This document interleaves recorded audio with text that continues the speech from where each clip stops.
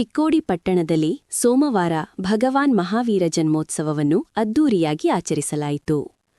ಇದರ ನಿಮಿತ್ತ ಭಗವಾನ್ ಮಹಾವೀರರ ಭಾವಚಿತ್ರಕ್ಕೆ ಪುಷ್ಪಾರ್ಚನೆಯ ಜೊತೆಗೆ ಜೈನ್ಪೇಟೆಯ ಆದಿನಾಥ ದಿಗಂಬರ ಜೈನ ಮಂದಿರದಲ್ಲಿ ಅಭಿಷೇಕ ಮಾಡಲಾಯಿತು.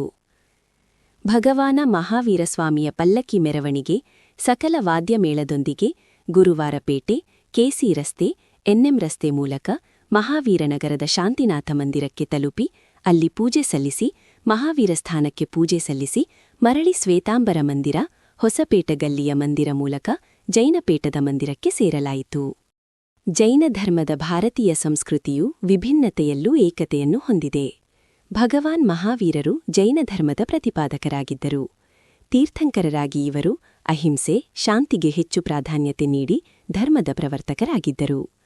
ವಿಶ್ವಕ್ಕೆ ಶಾಂತಿ, ಪ್ರೀತಿ ಮತ್ತು ಸಹಬಾಳ್ವೆಯ ಮಾರ್ಗವನ್ನು ತೋರಿಸಿದ ಮಹಾನ್ ಸಂತರು ಮಹಾವೀರರು.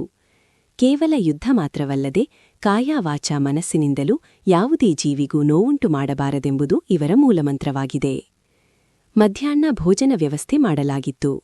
ಸಂಜೆಯ ವೇಳೆ ತೊಟ್ಟಿಲು ಕಾರ್ಯಕ್ರಮ ಸೇರಿದಂತೆ ವಿವಿಧ ರೀತಿಯ ಮನರಂಜನಾ ಕಾರ್ಯಕ್ರಮಗಳು ಜರುಗಿದವು.